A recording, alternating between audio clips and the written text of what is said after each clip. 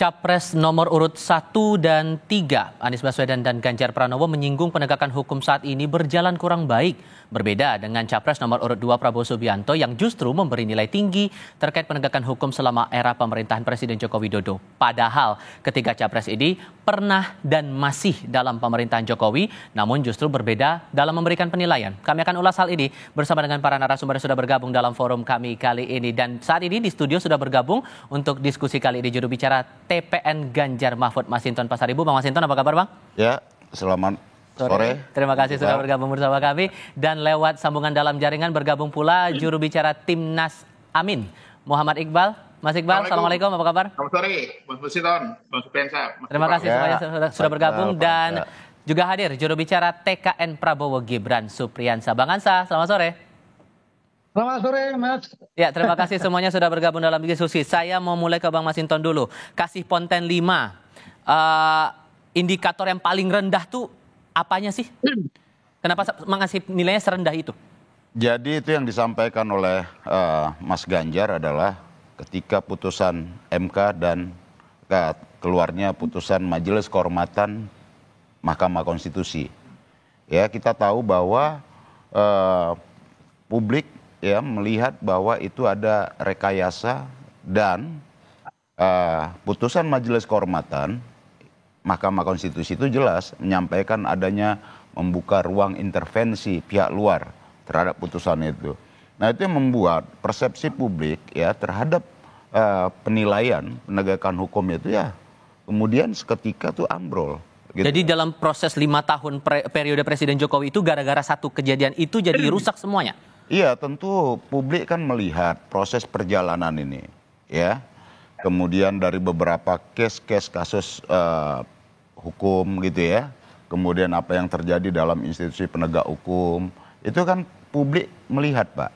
Bagaimana hukum itu, ya, maka selalu ada adagium yang menyampaikan ya, kok ini hukumnya tajamnya ke bawah aja, ke atas agak tumpul. Nah, kemudian Prof. Mahfud juga menyampaikan bagaimana ya masyarakat ya khususnya di luar Jawa, daerah-daerah Indonesia lainnya itu mengalami situasi ketidakadilan ya, apalagi terkait itu sumber-sumber daya kekayaan alam kita di mana ada tuh pasti ada ketimpangan, ada ketidakadilan dan ada penguasaan-penguasaan lahan baik itu secara legal maupun ilegal ya yang itu melahirkan satu bentuk ketidakadilan.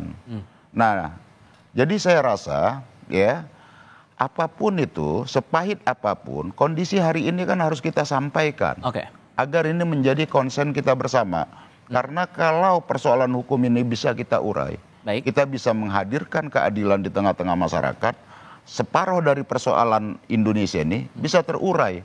Kalau penegakan hukumnya kita bikin benar, sistem hukumnya juga dibikin benar. Itu poinnya. Kita tahan di situ. Kalau dari Timnas Amin sendiri nih Mas Iqbal, dari skala 1 sampai 10 kasih nilai berapa nih? Ya nggak 5 lah, tapi 6 lah.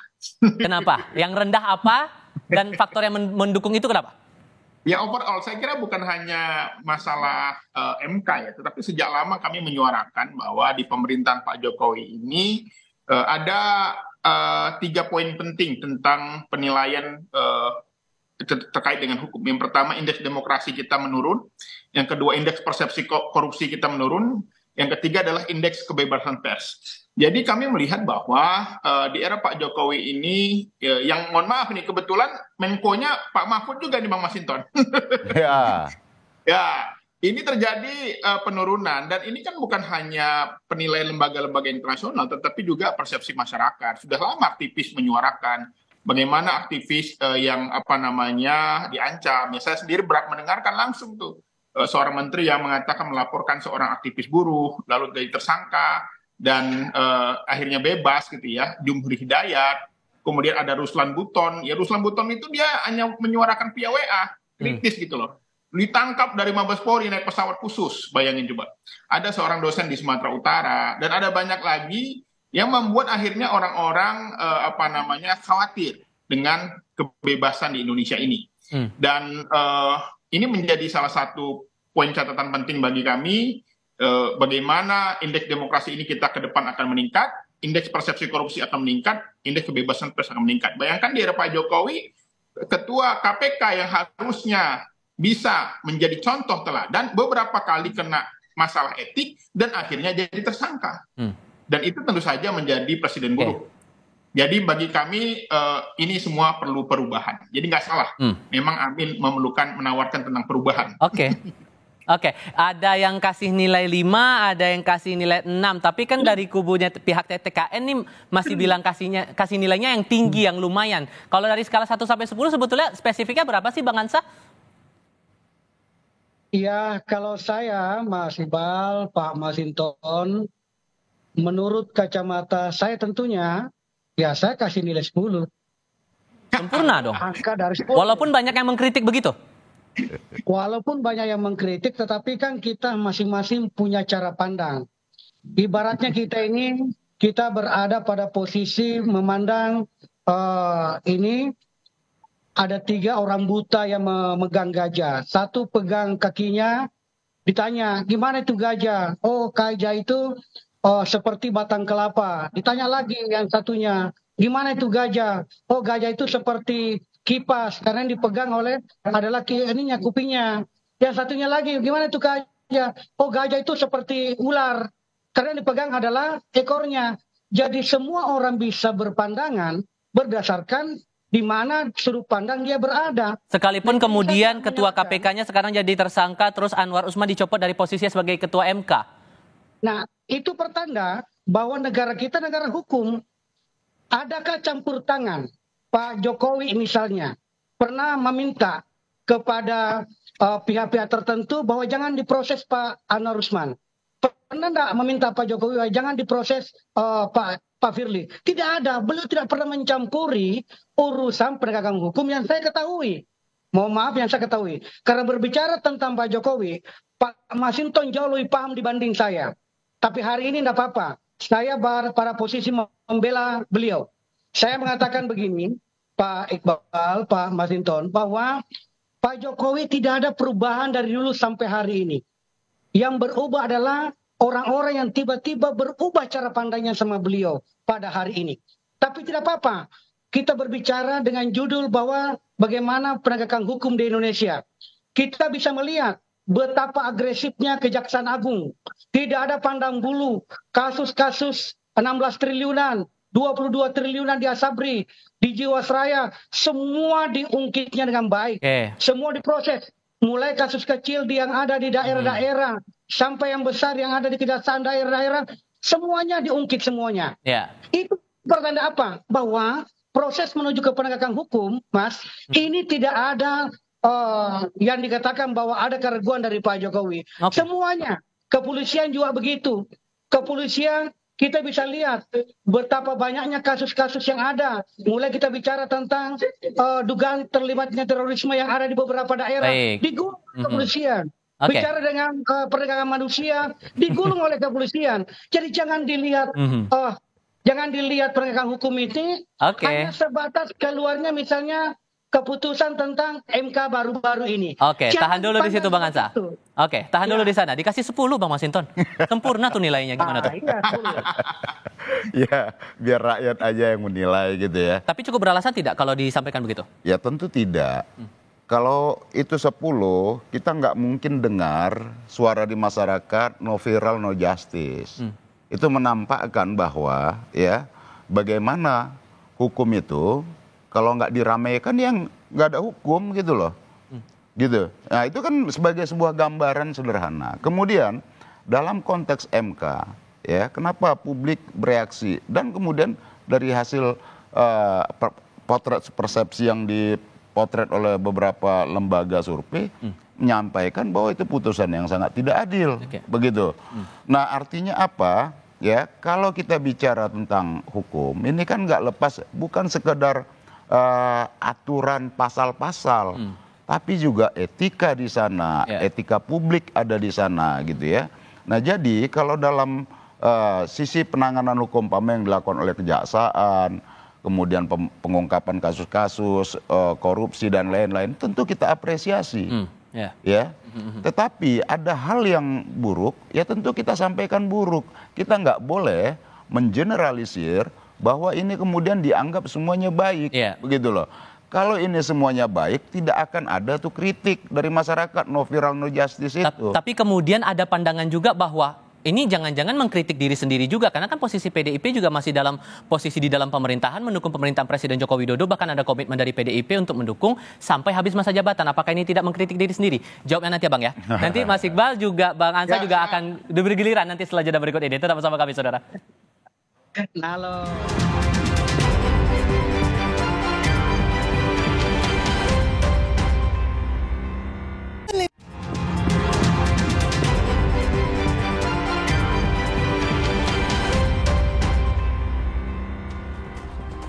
Ganjar kan memberikan nilai 5 untuk Presiden Jokowi, tapi ada pandangan juga nih Bang Masinton dari tenaga ahli utama KSP Johannes Joko bilang ini seperti otokritik karena kan posisinya Ganjar masih dari bagian pemerintahan, PDIP masih dari bagian pemerintah. Gimana tuh? Ya memang harus ada kritik dan otokritik kan.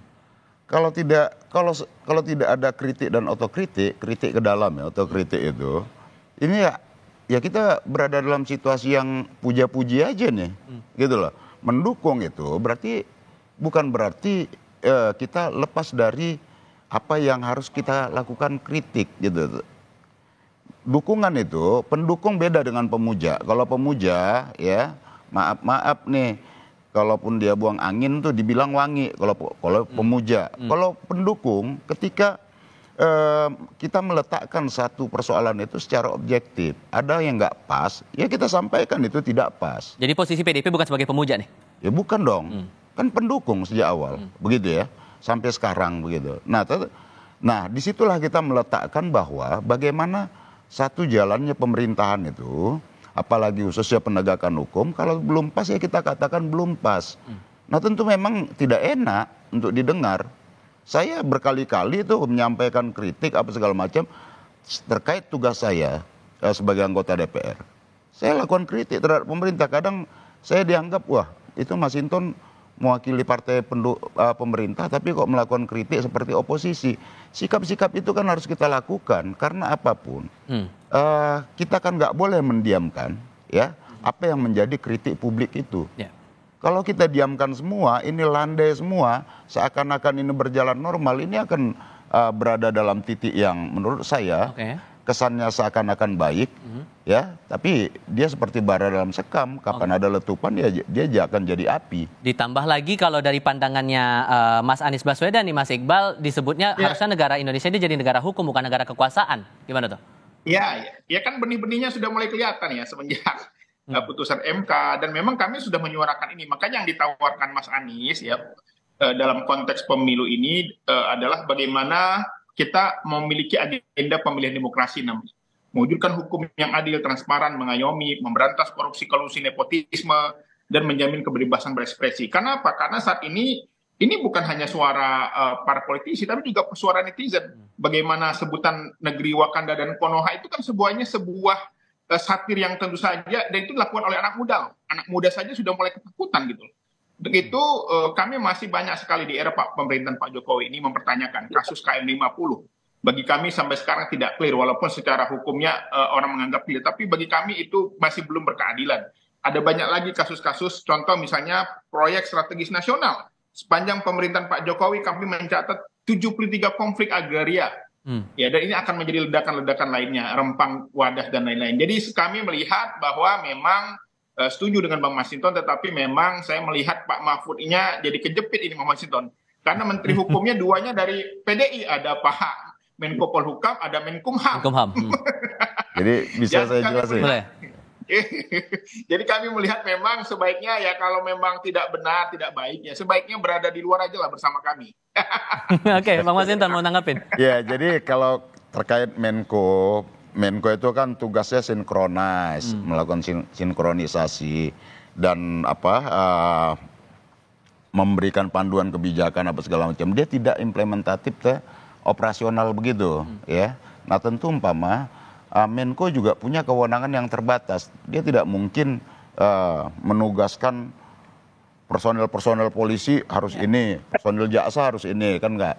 Nah, Menko dalam aspek kebijakan dia mengkoordinasi dan melakukan sinergi antar lembaga dan kemudian memberikan tugas-tugas koordinasi tadi itu. Jadi Makanya berbeda tadi. sebenarnya kewenangan yang sangat terbatas karena itu langsung institusi-institusi penegak hukum itu. Oke. Soal tadi sempat disinggung juga sama Bang Masinton masalah bukan pemuja. Nih, saya lempar ke Bang Ansa. Bang Ansa yang ngasih nilai 10 buat pemerintahan Presiden Joko Widodo. Itu nggak berlebihan nanti dibilang kalau nanti ujung-ujungnya dibilang sebagai pemuja Presiden Jokowi dan yang lain-lain begitu? Saya itu, Mas, saya benar-benar simpatik kepada Pak Jokowi karena seluruh instrumen penegakan hukum sepanjang sepengetahuan saya, karena saya di Komisi 3, dulu saya sama-sama dengan Pak Masinton di situ, ya, mengerti betul bahwa tidak pernah Pak Jokowi sebagai kepala negara mencampur adukan kepentingannya dengan kepentingan penegakan hukum. Di situ saya salut sama beliau. Jadi kalau saya mengatakan semangatnya Pak Jokowi tentang penegakan hukum 10, itu dasar saya. Berikut bahwa masih ada terlihat bahwa no justice no viral no justice itu adalah salah satu bentuk aspirasi masyarakat dan itu bagus. Malah setelah viral ini sebuah masalah baru diproses hukum, maka itu juga merupakan gambaran kepada aparat penegak hukum kita ini untuk memperlihatkan bahwa sampaikan kepada kami. Kalau kami tahu, pasti kami proses. Kalau kami tidak tahu, karena kasus-kasus kan begini. Ada kasus pidana murni, ada kasus misalnya delik aduan. Bagaimana kalau delik aduan itu tiba-tiba polisi misalnya mau turut campur, sementara itu status kasus sudah delik aduan. Harus ada pengadunya. Ini salah satu cara pandang saya. Oke, Mas Iqbal, tadi ada mau menanggapin tuh tadi. Singkat saja, Mas. Kalau ngasih 10 terlalu berlebihan lah Bang Anca. Itu boleh namanya saya turunkan, boleh saya turun. Pak Iqbal, Pak Masinton, oke saya turunkan menjadi 9. Tidak ada masalah. Kalau saya, 6,5 masih oke. Kalau saya nambah 10 plus. Oke. Karena masih banyak kasus-kasus sampai sekarang yang menjadi perhatian publik. Orang ketakutan, ya. Tentu saja menjadi perhatian kita bersama. Jadi kami melihat bahwa memang perlu perubahan. Rakyat Indonesia bahwa kita perlu perubahan di bidang hukum. Di mana kebebasan itu akan kita ambil kembali. Oke, penilaian ini bakal kita lihat nanti Saya setuju Mas Iqbal. Singkat saja Bang Ansa, singkat saja. Penegakan hukum memang masih banyak yang mau diperbaiki. Itulah semangatnya. Maka semakin hari nanti ke depan ini melahirkan pemimpin-pemimpin yang pro terhadap penegakan hukum yang lebih bagus. Tentu kita semua Pak Iqbal, Pak Masinton, saya dan seluruh teman-teman yang lain, kita duduk bareng lagi. Masih ada waktu untuk memperbaiki nilai itu bagi yang lain-lain yang belum memberikan nilai sempurna untuk pemerintahan Presiden Joko Widodo ini. Sama Ganjar dan Prof Mahfud. Pengalaman. Tahan dulu. Oke, nanti pas kampanye. Terima kasih Bang Masinton sudah hadir dalam diskusi. Terima kasih Mas Iqbal, terima kasih juga Bang Ansa. Selamat sore semuanya.